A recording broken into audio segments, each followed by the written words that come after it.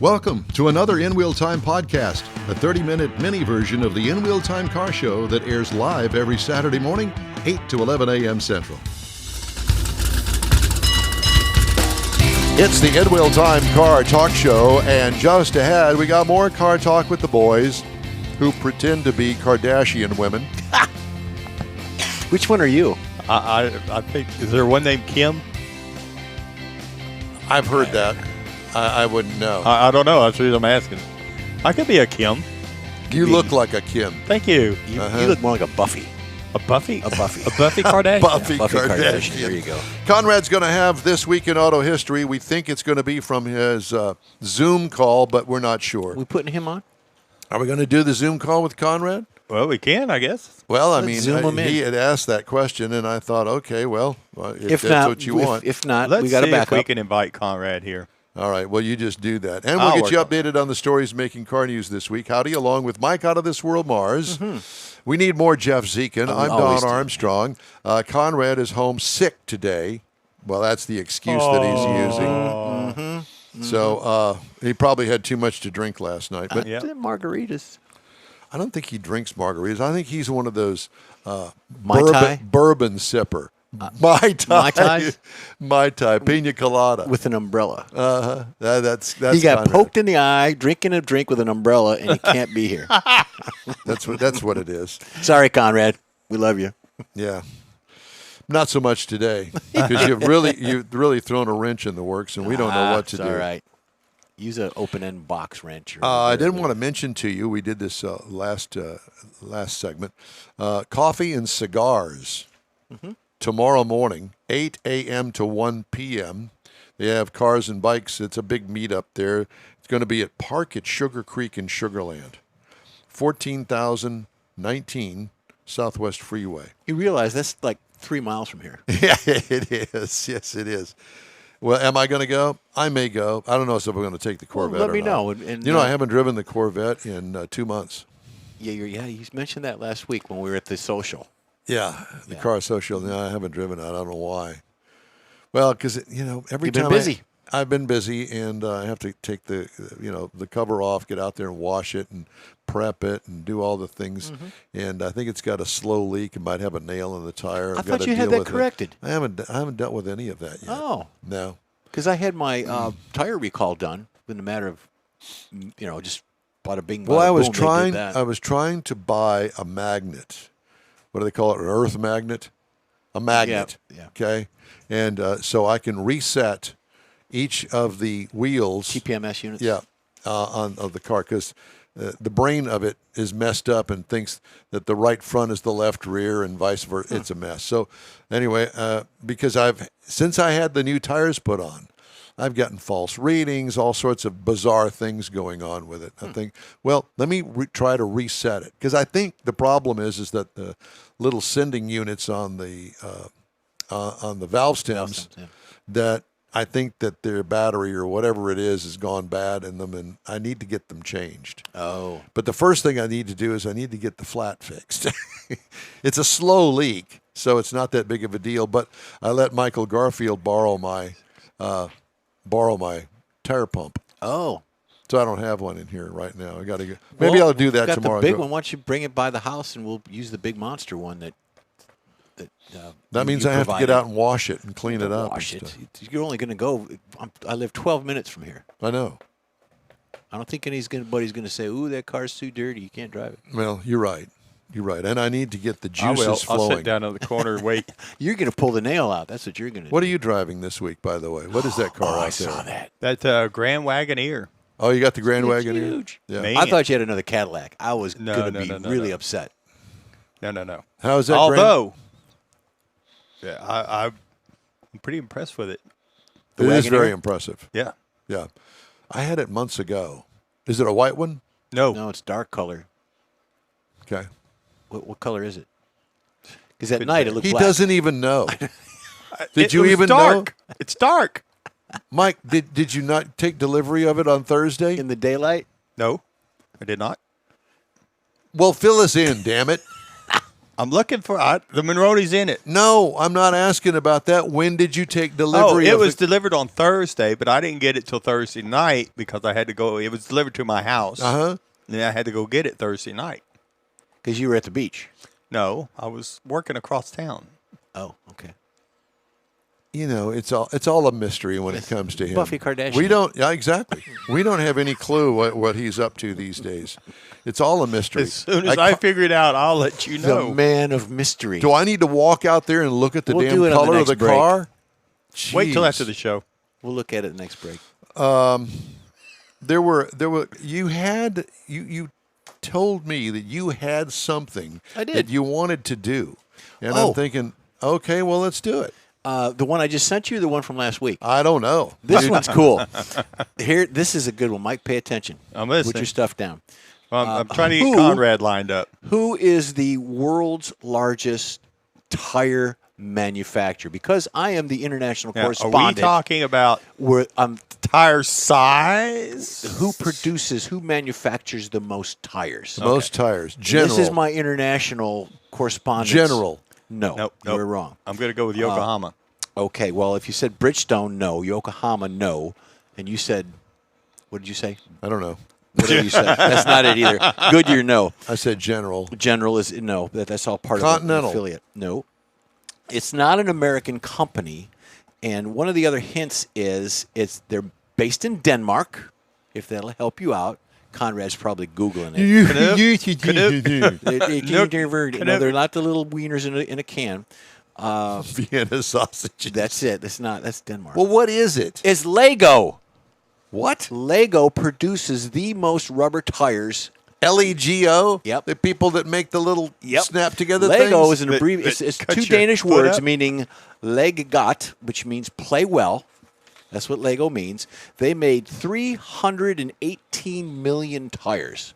The next in line is Bridgestone at 190 million. So they doubled what Bridgestone does.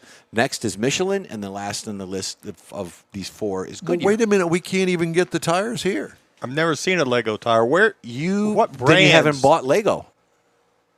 Lego, they produce them and they put them in the kits for the kids to play with. tires? Yep. It was We're launched. talking Wait toy a minute. tires? Lego We're was- talking about car tires, not Tire. tire. Did I say car tire? I said tires. You didn't say. You didn't I say said what kind. I said tires. Who produces the most tires? In other words, O-rings. No, they're tires. You could look it up. Okay, Go they're O-rings. before you go home.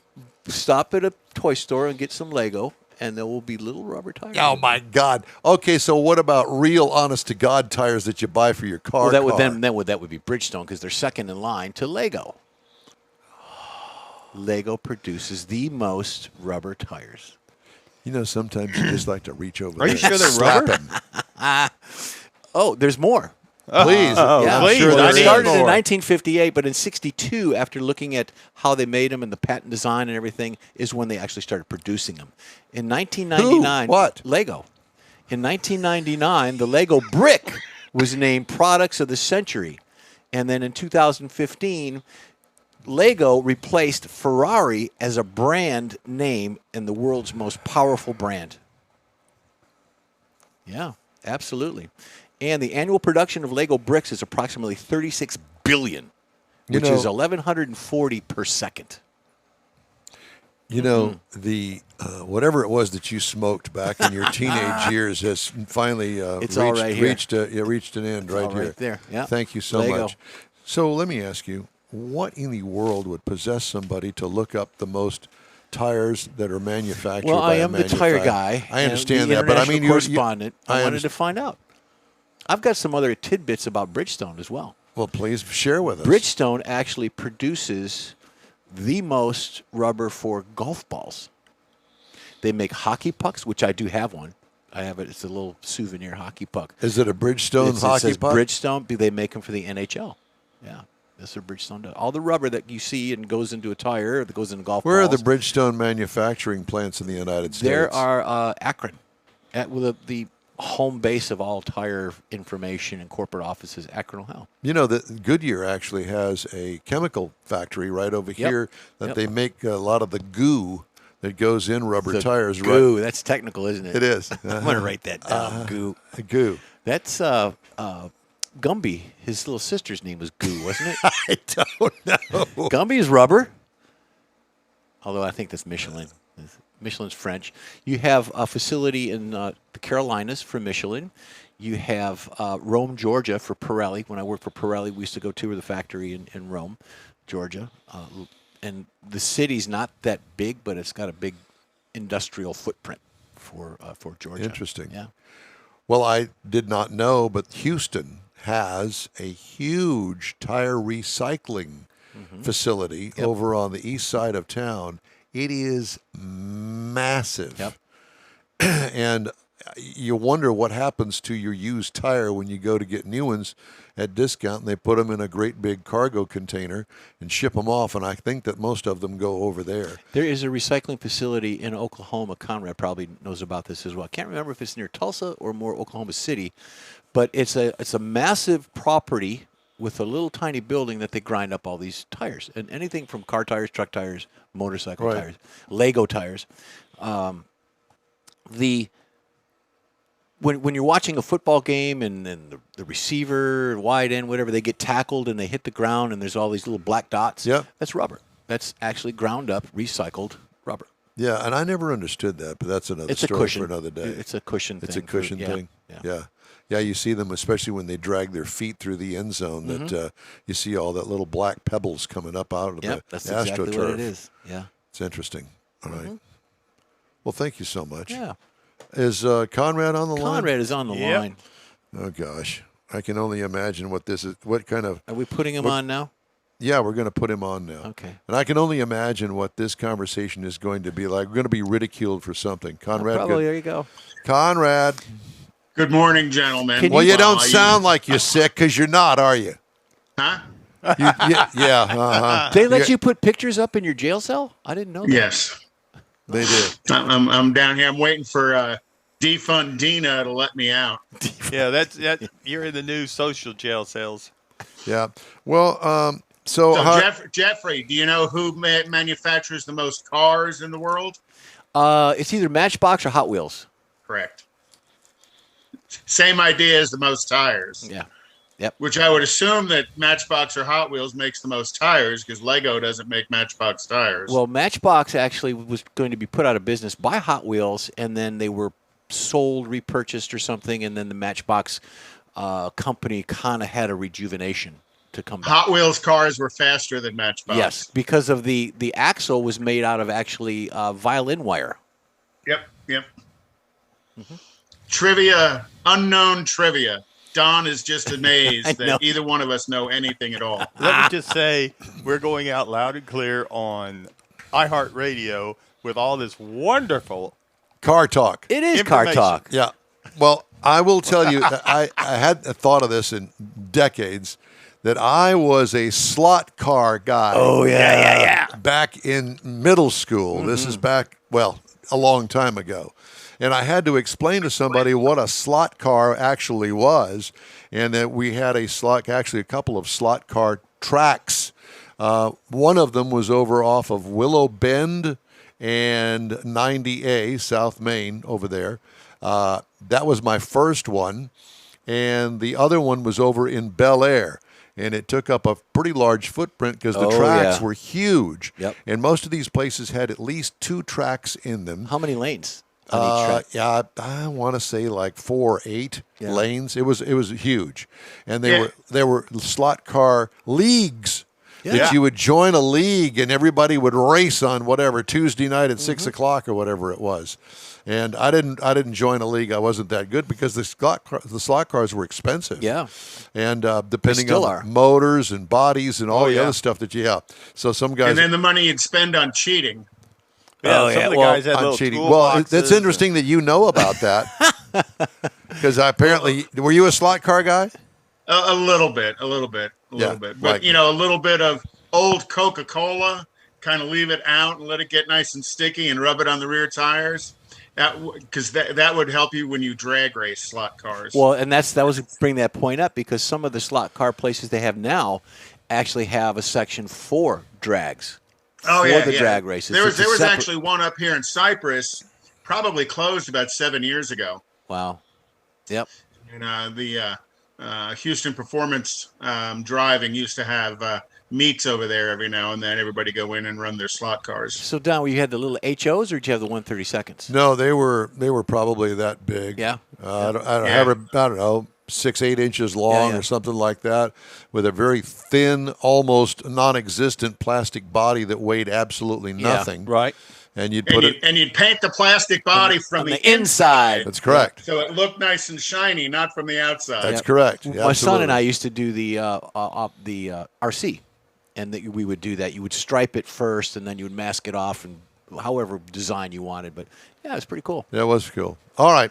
Well, thank you for allowing us to come into your home today and not here locally at the studio. But I know that I am a big fan of This Week in Auto History, the Conrad DeLong featurette. So let's go ahead and let it rip, sir. Yeah, your Ooh, feature. let it rip. Well, the old adage of win on Sunday, sell on Monday is linked to the early days of NASCAR when the American automakers found success at the racetrack, and that equated to sales in the showroom. Among the first large car companies to build a car just specifically to dominate NASCAR was Hudson. Hudson's entry into the field started in 1951. The Hudson Hornet was released this week in 1950 for the 1951 model. The car soon dominated NASCAR, starting with its win in its first entry at the season opener at Daytona. Marshall Teague drove the fabulous Hudson Hornet to victory over 54 other cars at the Daytona 500. Think about that. Back in those days, Daytona wasn't restricted to a certain number of cars. It was everybody who entered got to race. And they run it they'd on have the 50, beach. 60 cars Yep. on the track. Wow. In 1951, the DeSoto Fire Dome production begins, which is the start of the Hemi revolution. The 276 cubic inch Fire Dome Hemi produced only 160 horsepower, and that powered the car to a top speed of 100 miles an hour. In 1958, one of my favorite cars was originally introduced, and that was the El Camino. Based on a full-size sedan, the pickup truck was created to compete with Ford's popular Ranchero model, which was based on their compact car. I like the it. full-size sedan El Camino only lasted for 2 year models and then returned in 1964 based off of the Chevelle body style. In 1966, Oldsmobile introduced the Tornado Of course this they week, did. making the first mass-produced front-wheel drive car to come to market in almost 30 years. And you remember what the previous front-wheel drive car was? No. Tucker. Was it a Tucker? The Cord. Cord. Well, I'll tell you, Well, that was a long I time remember ago. when the Tornado came out. It was revolutionary, and everybody went, "Ooh, that's really a cool looking car, but it's front wheel drive. That'll never last." Right. 400 horsepower, 3-speed automatic front-wheel drive car. One of the cool features of it, the front floor was flat. Yeah. No console, but it was a flat floor from the driver's side to the passenger side. What would something like that be worth today, Conrad? Probably in very, very good shape in the mid-20s. Really? That's all? They're not as outrageously valued. Now, somebody will sell one at Barrett Jackson for $120,000, Yeah, that's what I was but thinking. I'm not real sure that's real. Anyway, continue on. Sorry. And then in 1958, you got that, Mars? In 1968, 54 years ago this week, the iconic Bullitt movie hit the silver screen for the first time. There have been lots of movies since, but the chase scene is still the undisputed champion of chase scenes in movies. Would you agree? We absolutely, absolutely. we would, yeah. You turn the The, volume up. Both Chargers were 444 barrel cars that were bought from a local Dodge dealer and painted black and put in the movie. The Mustang was actually a 390 car with modified suspension. Did you know that in the Bullitt movie, remember the reverse wheel hop? Yes. During the chasing? Yeah. That was going to be edited out because that was not scripted in. McQueen missed the turn and threw it in reverse and backed up and saw the wheel hop. So that was going to be edited out. McQueen said, no, let's leave it in. So they did leave it in the show. Yeah, very good. Another, did you know, Bill Hickman, who was the guy that was driving the Charger with the glasses on? Yes. He was an experienced stunt driver and race car driver. Well, 13 years ago, before the Bullet movie was released, Bill Hickman was a friend of budding race car driver James Dean, and he was accompanying Dean to a race in Salinas, California. He was driving Dean's station wagon, pulling the trailer behind as Dean drove ahead in the Porsche Spyder. Dean died in an accident on that day, and Bill Hickman was the guy who extricated him from the car. I had no clue. And also, Bill Hickman was the one that got the ticket for hauling the car illegally when Dean was with his friend, and then they unloaded the car at the restaurant. Dean got in it, and that was when he tragically died. But Hickman was the one that got the ticket. But what a small world. Yep. Within the Hollywood community. And then in 1969, the first Plymouth Superbird was completed and began life as a 1970 Roadrunner Superbird. It underwent most of their assembly at the Lynch Road assembly plant, and then final assembly occurred at Clarepoint, so as not to disrupt the entire production at Lynch Road. Another, did you know, all Superbirds were produced with a vinyl top. And the reason for that was it was cheaper to put a vinyl top on it than it was to smooth the C-pillar roof transition. What? Yep. I thought that was an interesting fact. And then in 1981, the third generation Camaro went into production as an 82 model year car. That is this week in auto history. You're a miracle worker. You know that? I'm full of it. Yeah, you are. There's no Only doubt up to about it. here because your eyes are brown. That's it. So are you going to join us again next hour? Sure. Okay. So, Mr. Mars. I miss you guys. Well, we miss you not being here. Just day you're right. It's kind of like you're losing right. a leg. I'm or feeling something. better. All right. Thank you, Conrad. We'll check back with you next hour. All right. This week in auto history. Time now for some of the stories making automotive news headlines this week.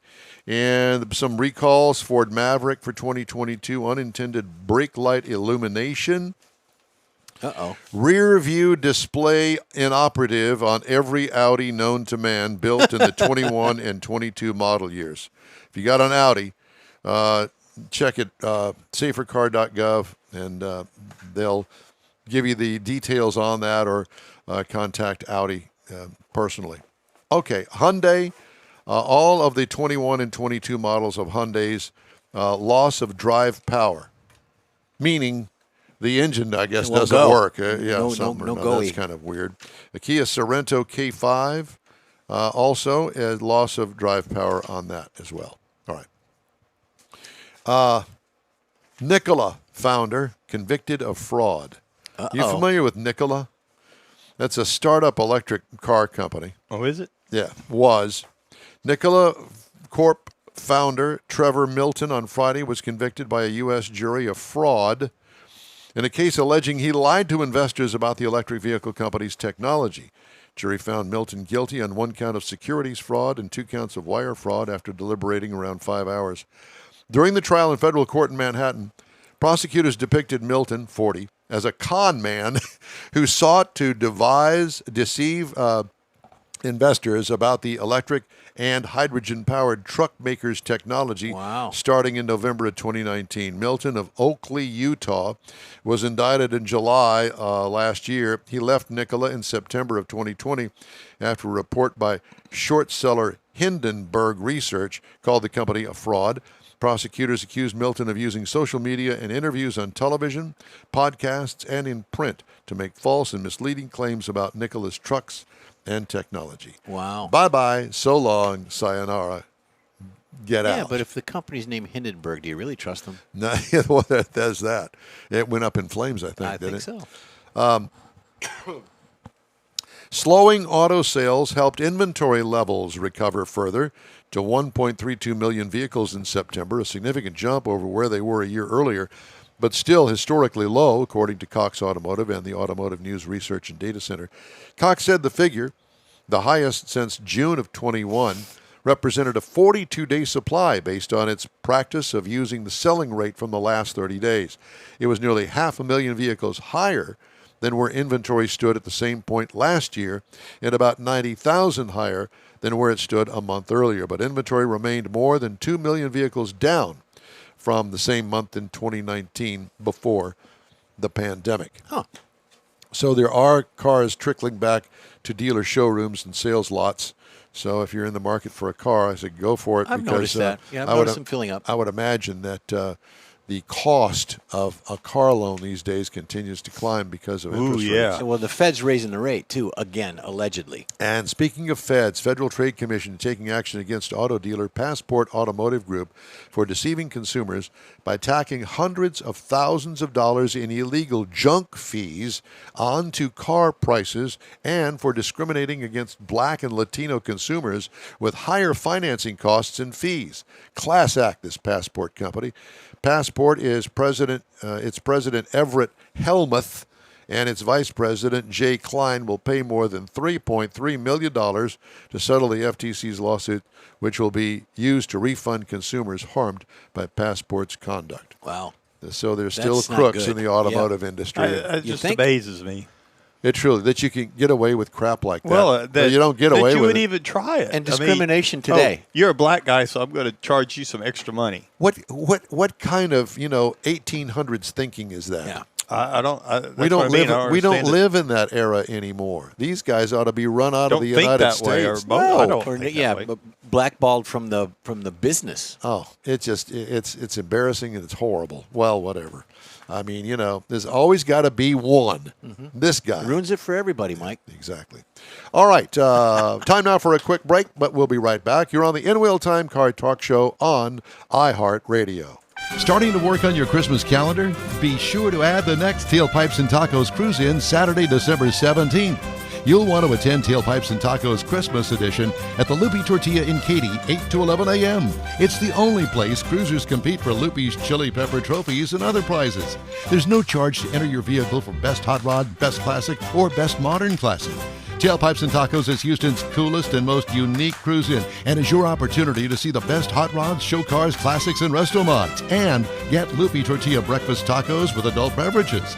There's no entry fee and cars will automatically compete for those much sought-after custom Loopy trophies and other prizes. It happens at the Loopy Tortilla Tex-Mex in Katy on the Grand Parkway at Kingsland Boulevard, just south of I-10. It's the Tailpipes and Tacos Christmas Edition, Saturday, December 17th. The In Wheel Time Car Talk Show will be there too. Celebrate the Christmas season with friends and family at Tailpipes and Tacos. Saturday morning, December 17th, 8 to 11. We'll see you then, weather permitting. Want to take a minute to tell you about Gulf Coast Auto Shield, a Houston detail company like no other. Gulf Coast Auto Shield offers paint correction services that'll give your car, truck, or SUV a like-new shine. Afterwards, you'll want to protect it with a professionally installed nano-ceramic coating or protection film. Worried about your very expensive windshield getting damaged, broken, or cracked? Let Gulf Coast Auto Shield install ExoShield, a windshield protection film. Give John Gray a call today or check out their website, gcautoshield.com. Hey, whether you own a new, ultra-expensive, exotic, or a 5-year-old Suburban, Gulf Coast Auto Shield will help keep your investment looking like the day it rolled off the assembly line. Gulf Coast Auto Shield is conveniently located on the South Sam Houston Parkway, just south of I-69, the Southwest Freeway.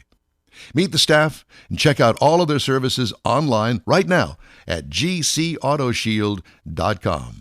The In Wheel Time Car Talk Show is now part of the iHeart family. Now you'll have access to 24/7 Car Talk anytime you need a fix. Just download the iHeart Radio app and ask for In Wheel Time Car Talk, and there we are. Be sure to save us in your iHeart library for instant access. No matter where you are, you have the best Car Talk Show right on your PC, laptop, or mobile device and never have to worry about finding us again. Of course, you can always get access to our video and audio streams via InWheelTime.com and your favorite podcast channel, and all of this is free to you. From the iHeart Radio app, you'll not only hear our Saturday morning live show, but the best shows of the past, updated weekly. Never miss a minute of up-to-date new car reviews, pre-owned reviews, Conrad's Car Clinic, informative interviews, automotive news, and the most fun car talk show on the planet. Just download the iHeart Radio app, search for In Real Time Car Talk, save it to your library, and with a tap of the icon, you'll be in touch with your favorite Car Talk team. In Real Time Car Talk, streaming now on iHeart.com/In Real Time Car Talk.